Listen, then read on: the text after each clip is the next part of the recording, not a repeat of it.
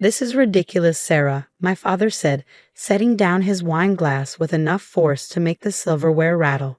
"You're throwing away a perfectly good career for what? Some internet business?" I sat at our family's ornate dining table, trying to keep my expression neutral as my father's words cut through me. The weekly Sunday dinner had turned into yet another interrogation about my life choices. The familiar scent of my mother's pot roast filled the air, but my appetite had vanished. "Dad, I've done my research." I began, keeping my voice steady. "The market for sustainable home products is growing, and my prototype, my brother Marcus interrupted with a snort. "You mean those eco-friendly cleaning supplies you're mixing up in your garage?" "Come on, sis, be realistic." My mother reached across the table, patting my hand in that condescending way that made me feel like a child. "Sweetheart, we just want what's best for you. Your position at Anderson and Mills is so prestigious. Why would you give up being a senior marketing executive to sell soap?" I pulled my hand away, my fingers curling into a fist under the table. They didn't understand, or maybe they didn't want to understand. My little project was more than just cleaning supplies. I'd spent months developing a line of completely biodegradable household products that actually worked, something the market desperately needed. "It's not just soap, Mom," I said, fighting to keep the frustration out of my voice. "It's a whole line of eco-friendly household products. The formulas are unique. I've already filed for patents. And I'm not just selling them myself. I'm building a subscription-based platform that—" "Subscription platform?" My father scoffed, reaching for the wine bottle. "Sarah, you're 32 years old. It's time to be serious about your future. This little hobby of yours." He waved his hand dismissively. "It's cute, but it's not a real business." Marcus leaned back in his chair, that familiar smirk playing on his lips. "Dad's right, sis. Leave the entrepreneurship to people who know what they're doing. Stick to what you're good at, making PowerPoint presentations for real businesses." The jab stung more than I wanted to admit. Marcus had always been the successful one in our family's eyes. His job as an investment banker meant he could do no wrong, even though I knew half his success came from our father's connections. My mother jumped in again, her voice honey-sweet but her words sharp. "Your brother has a point, dear. Not everyone is cut out to run a business. There's no shame in that. And Anderson and Mills pays you so well." I pushed my plate away, my mother's perfectly cooked roast now completely unappetizing. "I've already given my notice," I said quietly. The silence that followed was deafening. My father's face turned that particular shade of red that always preceded one of his lectures. My mother's hand flew to her pearls, her signature move when she was about to express her disappointment. Marcus just smirked wider, clearly enjoying the show. "You what?" My father finally managed, his voice dangerously low. "I gave my notice." I repeated, stronger this time. "My last day is in 2 weeks. I've saved enough to cover my expenses for the next year, and I've already secured some initial interest from several retailers." "Interest doesn't pay bills, Sarah," my father snapped. "This is exactly your problem. You don't think things through. You live in this fantasy world where everyone wants to buy overpriced, eco-friendly products. The market research shows." "Market research," Marcus interrupted again. "Let me guess, you Googled green cleaning products and decided you could compete with actual companies? This isn't a game, Sarah. Real businesses require real experience, real connections. Like the connections Dad gave you." The words slipped out before I could stop them. Marcus's face darkened. "I earned my position." "Enough." My father's voice boomed across the table. He fixed me with that disappointed stare I'd grown so familiar with over the years. "Sarah, this conversation is over. You will not quit your job for this ridiculous scheme. I forbid it." I almost laughed at that. "Forbid it? Dad, I'm not 16 anymore. You can't forbid me from doing anything." "No, but I can tell you exactly what's going to happen," he said, leaning forward. "You'll quit your job, burn through your savings trying to sell these little homemade products of yours, and in 6 months you'll come crawling back, begging for help finding another position. And do you know what will happen then?" I met his gaze, refusing to look away. "What, Dad?" "You'll have destroyed your career for nothing. No reputable company will touch you after you've wasted time playing entrepreneur. You'll end up having to start over at entry level. if you're lucky. He sat back, satisfied with his prediction. Is that what you want? Your father's right, my mother chimed in. Think about your future, dear. What about marriage? What man wants to marry a woman who makes soap in her garage? I stood up, my chair scraping against the hardwood floor. I have thought about my future. That's exactly why I'm doing this. And I'm not asking for your permission or your approval. I'm telling you what I'm doing. Then you're a fool, my father said flatly. Don't come crying to us when this all falls apart. I won't, I replied, grabbing my purse. Because it's not going to fall apart. As I walked toward the door, Marcus called out, Hey sis, when your little soap company fails, maybe I can hire you as my secretary. I didn't dignify that with a response. The sound of their laughter followed me out into the cool evening air. But I held my head high. They could laugh all they wanted. I knew something they didn't. I was going to succeed, not just to prove them wrong, but to prove myself right. That night, as I sat in my apartment reviewing my business plan for the 100th time, their words kept echoing in my head. But instead of discouraging me, they fueled my determination. Every spreadsheet, every projection, every carefully crafted marketing strategy reminded me that I wasn't just chasing a dream. I was building something real. My phone buzzed with a text from my best friend Emma. How'd it go with the family? I typed back, about as well as expected. They think I'm crazy. Her response came quickly. They thought Edison was crazy too. You've got this. Need help with production tomorrow? I smiled, grateful for the one person who supported me from the start. Emma had been my guinea pig for every formula, helping me perfect each product until it was better than anything on the market. She believed in me even when my own family didn't. Thanks, I replied. But I've got a meeting with that retail chain tomorrow. Rain check. A meeting? That's huge. Why didn't you tell your family about that? I sighed, setting down my phone. I hadn't told them because they wouldn't have cared. To them, I was just playing at being a businesswoman. They couldn't see what I saw, the gap in the market, the growing demand for truly sustainable products, the potential for something revolutionary. The next morning, I stood in my garage-turned laboratory surrounded by my prototypes. Each bottle, each formula represented countless hours of research and development. I'd invested every spare moment of the past year into perfecting these products, working late into the night after my day job, spending weekends testing and retesting until everything was exactly right. My phone buzzed again, a reminder for my meeting with Green Living Essentials, one of the largest eco-friendly retail chains in the country. I'd managed to get a meeting with their purchasing director through sheer persistence and a carefully crafted pitch deck. This could be the break I needed. As I got ready, I thought about my father's words from the night before. He was right about one thing, this wasn't a game. But he was wrong about everything else. This wasn't a hobby or a fantasy or a ridiculous scheme. This was my future, and I was ready to fight for it. I grabbed my samples and my presentation materials, taking one last look around my garage workspace. Soon, if everything went according to plan, I'd need a much bigger facility. But for now, this was where my dream was taking shape, one eco-friendly product at a time. The meeting with Green Living Essentials went better than I could have hoped. Sarah Chin, the purchasing director, was impressed not just with my products, but with my entire business model.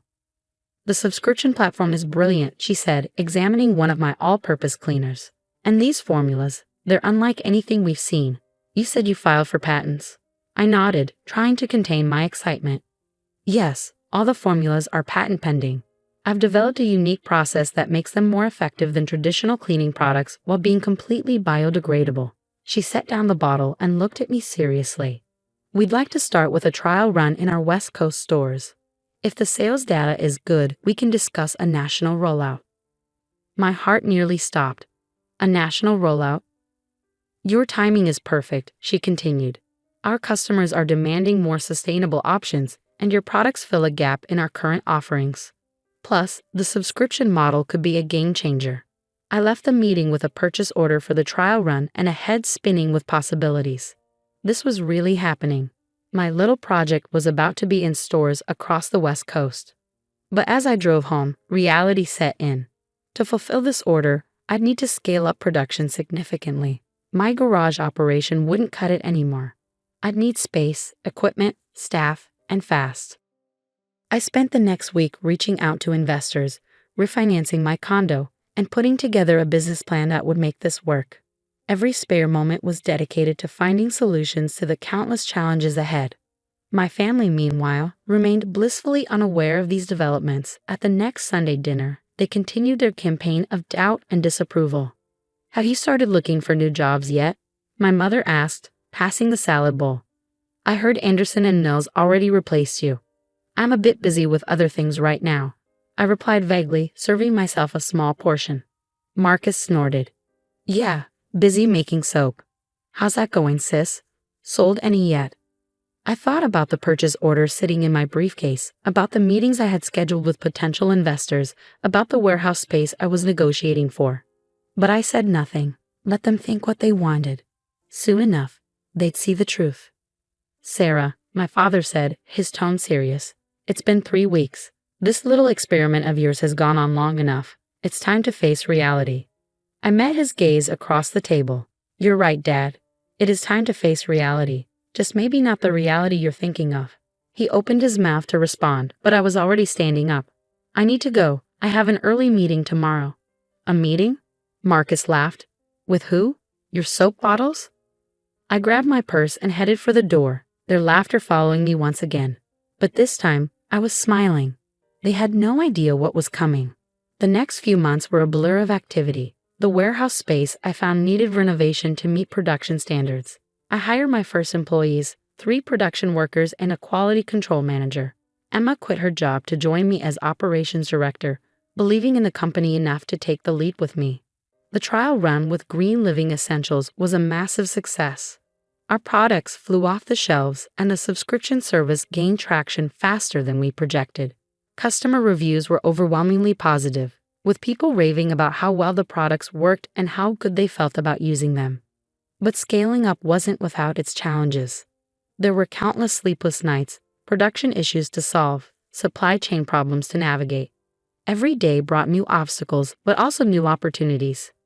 I threw myself into every aspect of the business, learning as I went. When our first batch of labels arrived with errors, I stayed up all night reprinting them myself. When our initial shipping system proved inadequate, I spent a weekend coding a better solution. Every problem was a chance to prove my father wrong, to show that I could handle real business. Through it all, I kept quiet about our progress. My family assumed my silence meant failure, that I was too embarrassed to admit they were right. At Sunday dinners, they'd stopped asking about the business directly, instead making pointed comments about job openings they'd heard about. "Jennifer's daughter is hiring at her consulting firm," my mother mentioned one evening. "She said she'd be happy to look at your resume." I pushed my food around my plate. "That's nice, Mom, but I'm good." "Good," my father scoffed. "You're working out of your garage selling homemade cleaning products." "That's not good, Sarah. That's denial." If only they knew about the warehouse, the employees, the sales figures that exceeded even my optimistic projections. But I kept quiet. The time wasn't right yet. Then came the call that changed everything. Green Living Essentials wanted to roll out our products nationally immediately. They were willing to invest in our expansion, offering a deal that would value the company at over $5 million. I sat in my office, my real office, not my garage, staring at the contract. $5 million. The number seemed surreal. But the validation wasn't just in the money. It was in knowing that I'd been right. My little project wasn't just succeeding. It was thriving. That Sunday, I drove to my parents' house for dinner with a copy of the contract in my bag. As usual, the conversation revolved around everyone else's successes. Marcus's latest deal, my cousin's promotion, my mother's charity work. Finally, my father turned to me with that pitying look I'd grown so tired of. "Sarah, your mother and I have been talking. We think it's time for an intervention." I raised an eyebrow. "An intervention?" "This has gone on long enough," he continued. "You're not a businesswoman, Sarah. You're a marketing executive. A good one. And you're throwing away your career for this soap-making hobby." Marcus chimed in. "We're worried about you, sis. This isn't healthy, pretending you're some kind of entrepreneur." I looked around the table at their concerned faces, so certain they knew what was best for me. For a moment, I considered walking away again. letting them continue in their ignorance. But no, it was time they knew the truth. I reached into my bag and pulled out the contract, sliding it across the table to my father. Before you continue with this intervention, you might want to read this. My father picked up the contract, his reading glasses perched on the edge of his nose. I watched as his expression shifted from condescension to confusion to disbelief. His hands started trembling slightly as he turned the pages. This can't be right, he muttered, looking up at me. $5 million. Marcus nearly choked on his wine. What? My mother's hand flew to her pearls. What are you talking about? Green Living Essentials, I said calmly, taking a sip of my water. They're rolling out my products nationally. This contract values my company at $5 million. They're investing in our expansion. The silence that followed was deafening. Marcus snatched the contract from our father's hands, his eyes scanning the pages frantically. This has to be a mistake, he said. There's no way your little soap company is worth $5 million. It's not just soap, I replied, my voice steady. It's a full line of eco-friendly household products, with patents pending on all our formulas. We've been in their West Coast stores for months now. The sales numbers exceeded all projections. My father's face had turned an interesting shade of red, but for once it wasn't from anger. He looked stunned. You've been running this operation all this time, while you thought I was failing. I finished for him. Yes, I have a warehouse, employees, a complete production facility. We're shipping thousands of units a week, and our subscription service has over 10,000 active members. My mother's mouth opened and closed several times before she found her voice. But why didn't you tell us? I looked at her steadily. Would you have believed me? You all made it pretty clear what you thought about my little project. Marcus was still staring at the contract, his banker's brain probably calculating the numbers. This is legitimate, he said finally, his voice small. This is a real valuation from a major retailer. Of course it's legitimate, I said, taking the contract back. Everything I've done has been legitimate. Not that any of you bothered to ask. My father cleared his throat, clearly struggling to find words. Sarah, we didn't. Didn't what, Dad? Didn't think I could succeed. Didn't believe in me? Didn't think I was capable of running a real business? I kept my tone level. But years of dismissal and mockery fueled my words. We were worried about you, my mother interjected. We just wanted you to be secure, to have a stable career. I laughed, but there was no humor in it. No, Mom. You wanted me to stay in my safe, comfortable box. You couldn't imagine that I might be capable of more than that. Now, Sarah, my father started, his authoritative tone creeping back in. There's no need to be bitter. We were just trying to protect you. Protect me? I raised an eyebrow. From what? Success? Independence? The satisfaction of building something meaningful. Marcus finally found his voice again. Come on, sis. You have to admit this was a long shot. Nobody could have predicted. You're right. I cut him off. Nobody in this family could have predicted it, because none of you believed in me. None of you even tried to understand what I was building. I stood up, gathering my things. The expansion deal closes next week. I have a lot of work to do. Wait, my father said, standing up as well. Sarah, please, let's talk about this. Maybe I could help with the negotiations, or... Now you want to help? I shook my head. I've handled everything else on my own. I think I can manage this too. As I walked toward the door, my mother called out, Sarah, don't go. We're celebrating. Let me open some champagne.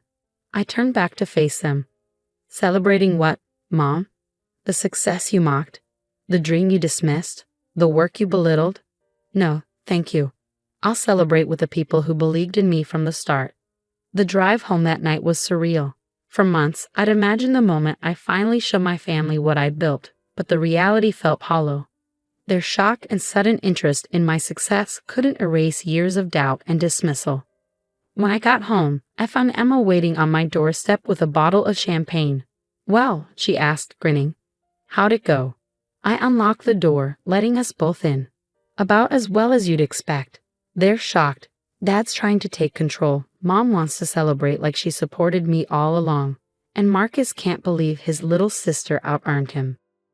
Emma popped the champagne, pouring us each a glass. And how do you feel? I thought about it as I sank into my couch. Validated, I guess, but also sad. I don't know. I thought proving them wrong would feel better than this. Because deep down, you wanted them to believe in you, not just your success. Emma said softly. She was right, of course. All those Sunday dinners, all those dismissive comments, all the laughter and mockery.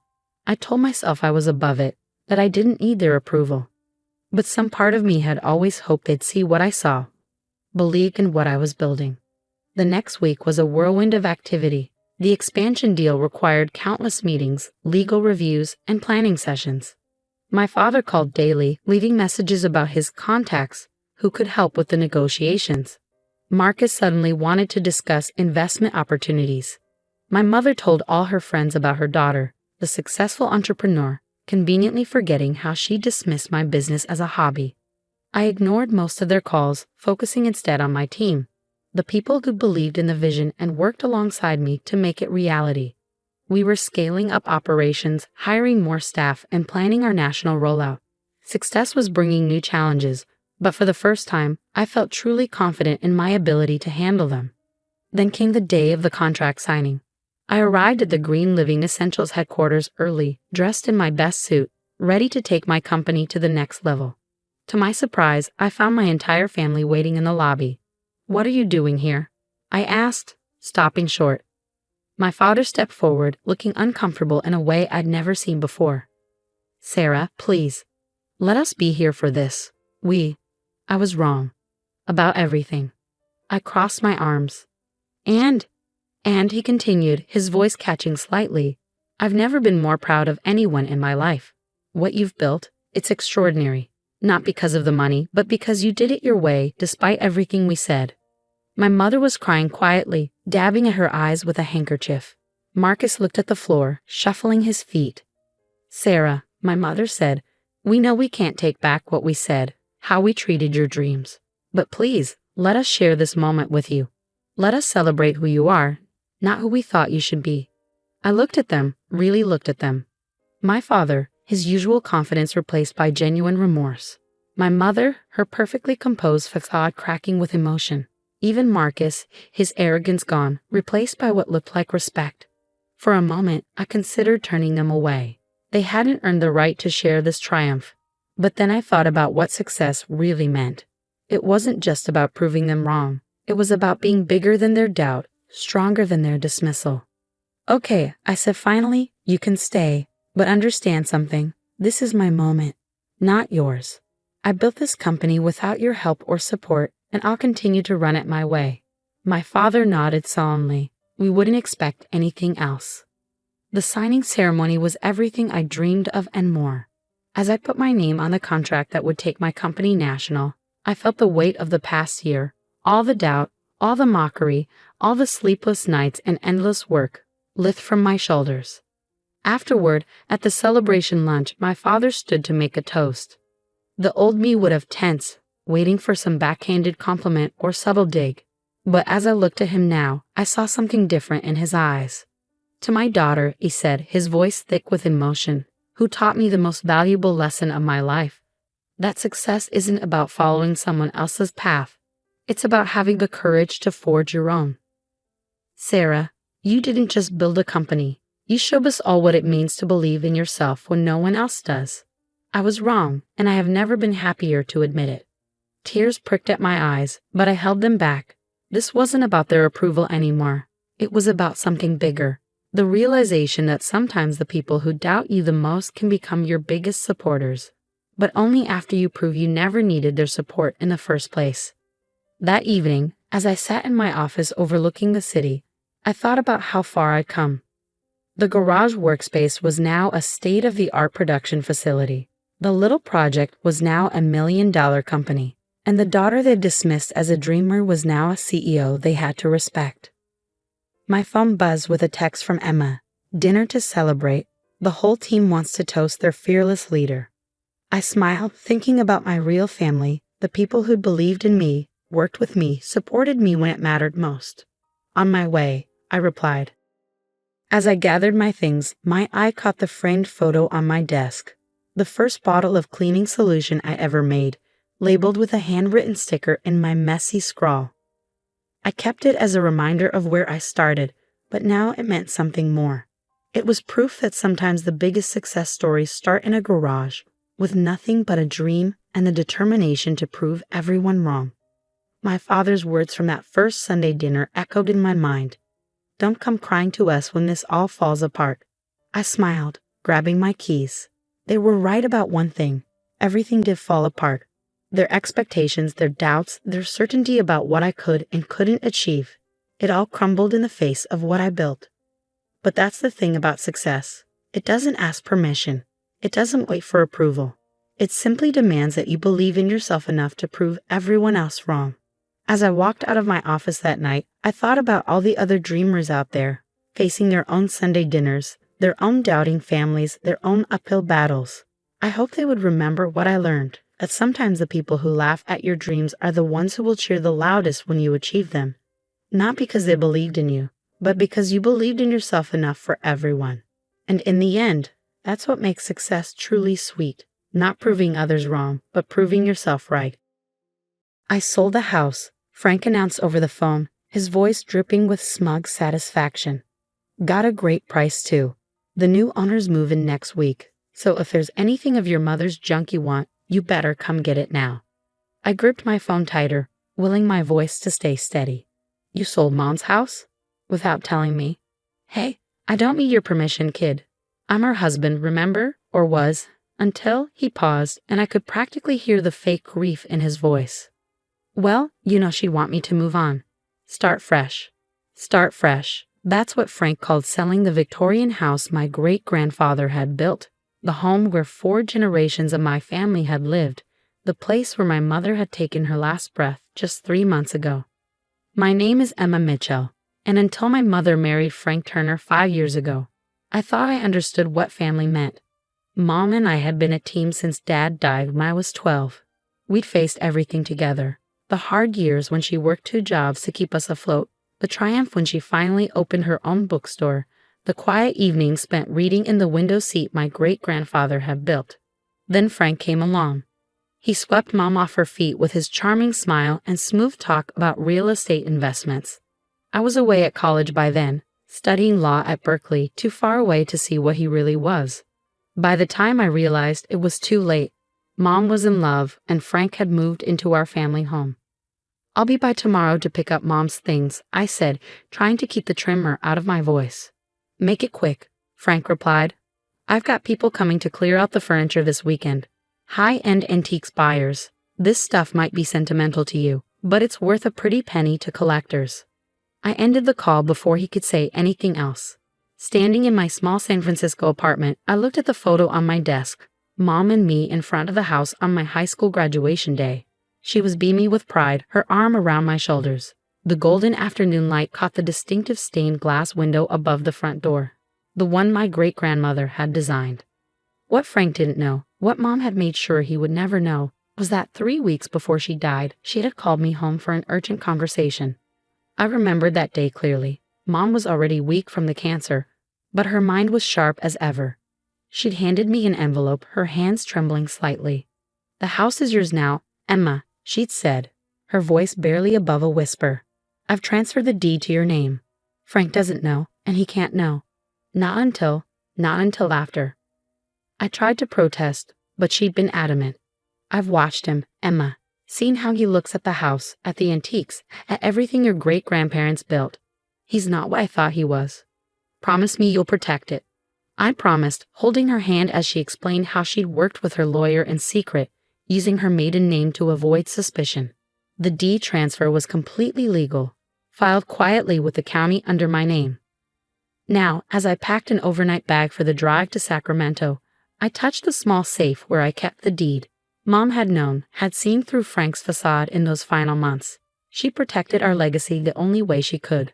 The drive from San Francisco to Sacramento took longer than usual, traffic crawling through the Bay Area before finally opening up on I-80. As the familiar neighborhoods of my hometown appeared, my chest tightened.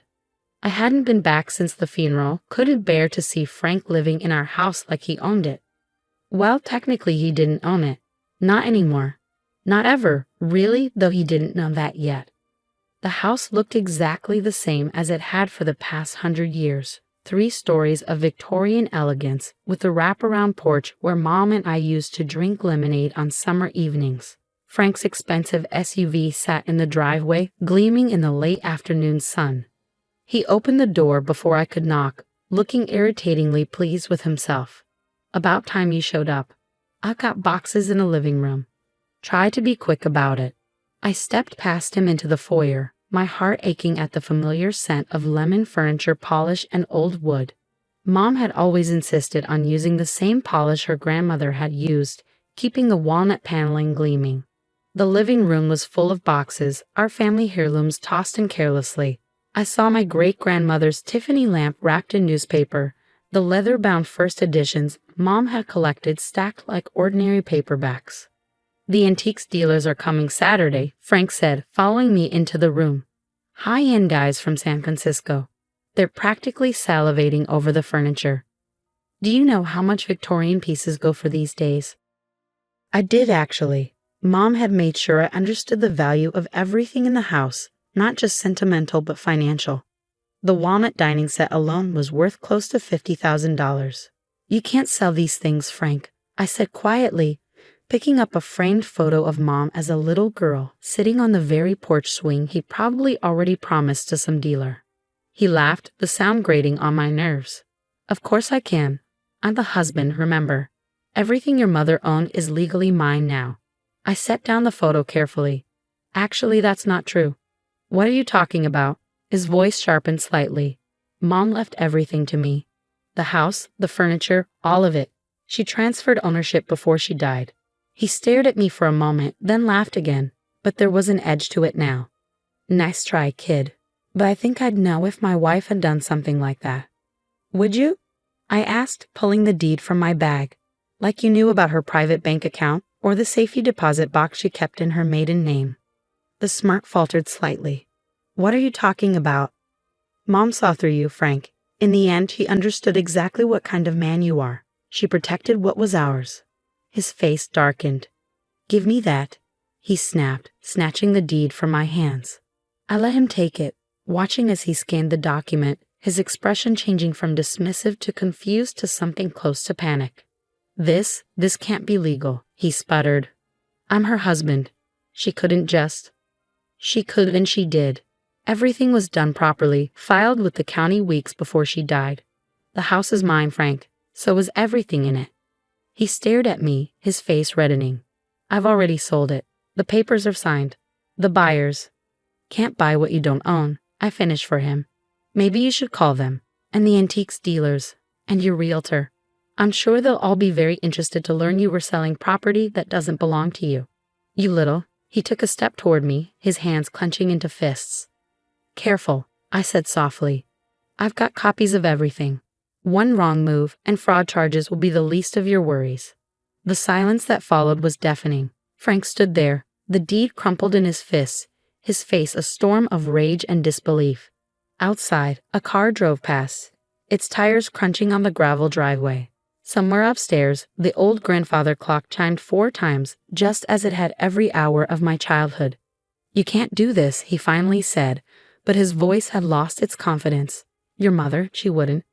"My mother," I cut him off, "knew exactly what she was doing. She protected our family's legacy from you. Now, I think you should leave." "Leave? This is my home." I shook my head slowly. "No, Frank, it never was. You just thought it was yours to take, like everything else you've tried to steal from us." He opened his mouth to argue, but I could see the realization dawning in his eyes. The deed was ironclad, the transfer legal and complete. He had no claim to the house, the furniture, any of it. "I'll fight this," he threatened, but weakly. "Go ahead," I replied calmly. "I'm sure the court would be very interested in how you tried to sell property you didn't own, not to mention the items you've already sold from the house. Mom kept excellent inventory records, you know." His face went pale at that. We both knew what he'd been doing these past 3 months, selling off smaller pieces, things he thought wouldn't be missed. But Mom had documented everything, and now those sales would come back to haunt him. Frank's unraveling was like watching a building collapse in slow motion. First came the denial. He spent 20 minutes on the phone with his lawyer, his voice rising steadily as he realized just how thoroughly Mom had outmaneuvered him. Then came anger, pacing the living room like a caged animal, alternating between threats and attempts at manipulation. "We can work something out," he said, trying to sound reasonable. "Split the proceeds from the sale. That's fair, right? Your mother would want us to be fair." I sat in my great-grandmother's wing-back chair, the one he'd probably planned to sell for a small fortune, and watched him unravel. "My mother," I said quietly, "wanted me to protect our family's home from you. And that's exactly what I'm going to do. You ungrateful little." He caught himself, visibly trying to regain control. "Think about this rationally. The buyers are paying $2 million for this place. That's $1 million each if we split it. You're young. You could do a lot with that kind of money."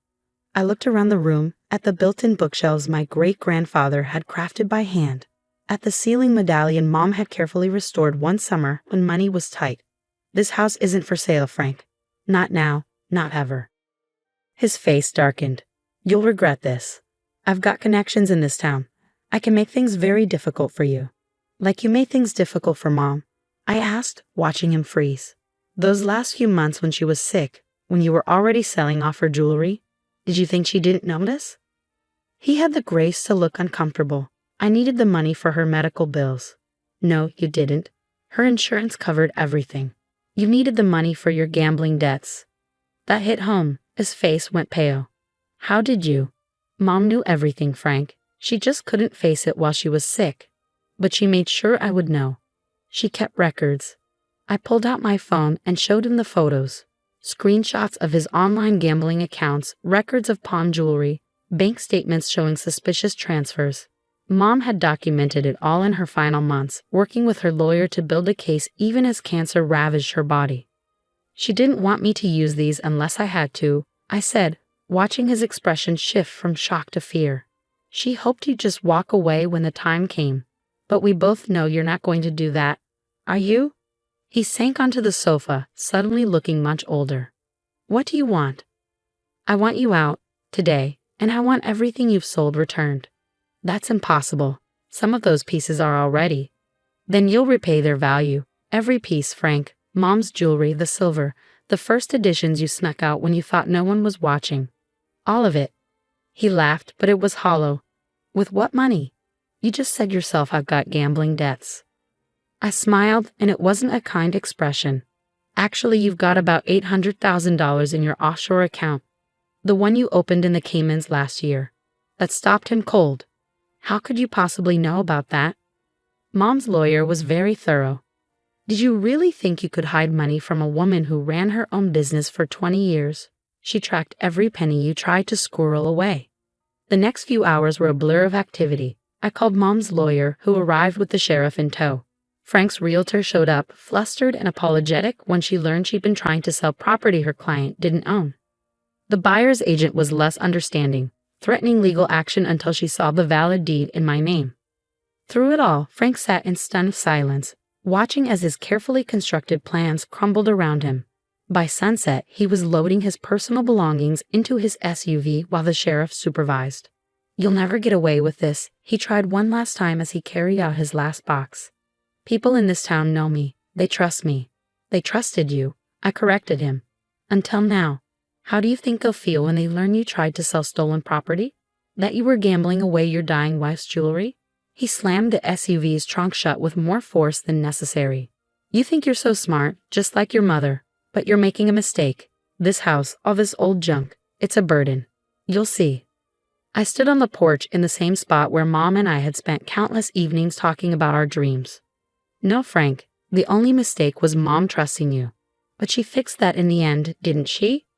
As his car disappeared down the street, Mom's lawyer, Patricia, joined me on the porch. "You handled that well," she said. "Your mother would be proud." "She knew what he was," I said softly. "In the end, she knew." Patricia nodded. "She wanted to confront him, you know. But she was worried he'd do something drastic if he knew she was onto him.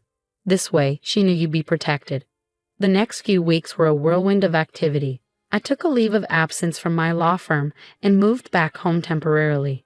There was so much to do, documenting everything in the house, tracking down items Frank had sold, reinstating the property insurance in my name. The local newspaper ran a story about Frank's attempted fraud. Other victims came forward.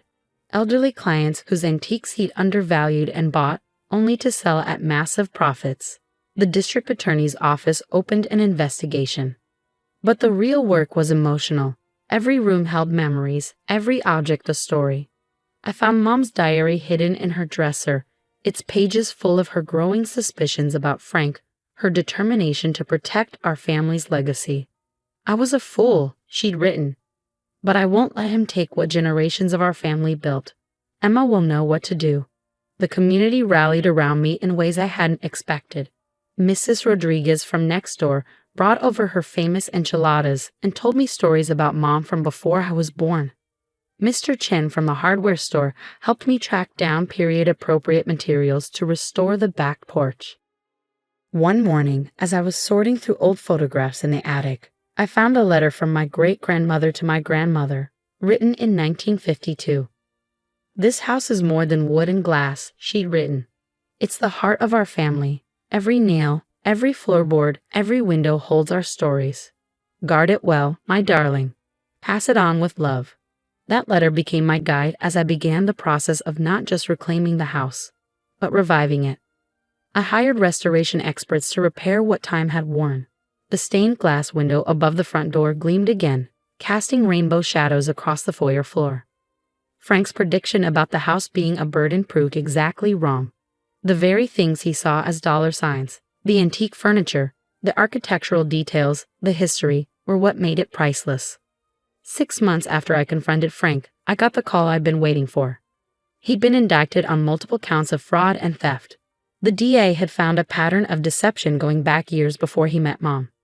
He took a plea deal that required him to repay his victims, including the full value of everything he'd sold from our house.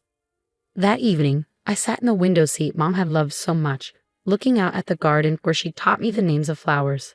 The house felt alive again, filled with the warmth she'd always maintained. My phone buzzed, a text from Patricia. The last of Mom's jewelry had been located at a pawn shop in Reno. Everything would be returned by the end of the week. I smiled, touching the key pendant Mom had given me for my 16th birthday. She'd worn it every day until she got sick, telling me it was more than just jewelry. It was a symbol of our connection to this place, to our history. A year after that confrontation in the living room, I stood in front of the house on a warm spring evening. The roses Mom had planted were blooming, their scent filling the air. The porch swing creaked gently in the breeze, just as it had for 4 generations. I decided to keep my apartment in San Francisco, commuting when necessary for work. But the house would always be home. Not just for me, but for the future generations Mom had fought to protect. Inside on the mantel, I placed 3 photographs. One of my great-grandparents on their wedding day, standing proudly in front of their new home. One of Mom and me on my graduation day, and between them, a new addition. Mom in her garden the summer before she got sick, her face radiant as she tended her beloved roses. Frank had seen the house as a commodity, something to be sold off piece by piece. He never understood that its true value wasn't in its antiques or its architecture, but in the legacy of strong women who had called it home. Mom knew. She made sure that legacy would continue. Sometimes in the quiet evenings, sitting in the same spots where 4 generations of my family had sat before me, I feel Mom's presence. Not in a ghostly way, but in the essence of the place she fought so hard to protect. In the smooth wood of the banister, worn by countless hands. In the garden she tended with such care. In the very bones of this house that has sheltered our family's dreams for over a century. Frank was wrong about one more thing. This house isn't a burden, it's a gift. One that was protected by a mother's love and foresight, passed down through generations of strong women who understood its true value. And someday, I'll pass it on too, along with the stories of how it was almost lost and then saved, including the story of my mother, who in her final months found the strength to outsmart a con man and protect not just a house, but a legacy.